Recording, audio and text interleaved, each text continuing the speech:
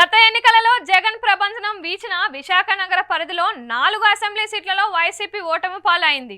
అయితే ఎన్నికల తరువాత వైసీపీ అధికారంలోకి రావడంతో విశాఖ మీద ప్రత్యేక శ్రద్ధ కనబరిచింది. విశాఖను రాజధానిగా చేస్తామని ప్రతిపాదించింది. అదే సమయంలో జరిగిన విశాఖ నగర కార్పొరేషన్ ఎన్నికలలో మేయర్ పదవిని వైసీపీ సొంతం చేసుకుంది. ఇప్పుడు సార్వత్రిక ఎన్నికల్లో విశాఖ నగర పరిధిలో తమ బలాన్ని పెంచుకోవాలని వైసీపీ చూస్తుంది. విశాఖ తూర్పులో వెలగపూడి రామకృష్ణ బాబుకు చెక్ పెట్టాలని, అదే సామాజిక వర్గానికి చెందిన అంగబలం అర్ధబలం సమృద్ధిగా ఉన్న ఎంవివి సత్యనారాయణ తెచ్చి ఎమ్మెల్యే అభ్యర్థిని చేశారు. దీంతో ఇక్కడ పోటాపోటీగా పరిస్థితి మారింది. ఎవరు గెలిచినా స్వల్ప తేడాతోనే. విశాఖ ఉత్తర నియోజకవర్గంలో కేకే రాజుకు విజయ అవకాశాలు ఉన్నాయని అంటున్నారు.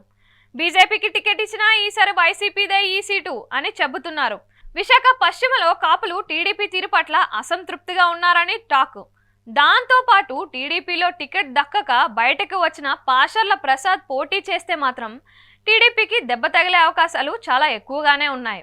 విశాఖ దక్షిణంలో గెలిచిన వాసుపల్లి గణేష్ కుమార్ వైసీపీ నుంచి పోటీ చేస్తున్నారు. టీడీపీ జనసేనల నుంచి ఆయన మీద పోటీకి అభ్యర్థి ఎవరైనా మరోసారి వాసుపల్లి అవకాశాలు కనిపిస్తున్నాయి. విశాఖ దక్షిణంలో గెలిచిన వాసుపల్లి గణేష్ కుమార్ వైసీపీ నుంచి పోటీ చేస్తున్నారు. టీడీపీ జనసేనల నుంచి ఆయన మీద పోటీకి అభ్యర్థి ఎవరైనా మరోసారి వాసుపల్లికి అవకాశాలు కనిపిస్తున్నాయి. మొత్తం మీద చూస్తే విశాఖ సిటీలో 4గింట 2 అయినా ఈసారి వైసీపీ గెలుచుకుంటుందని అంటున్నారు.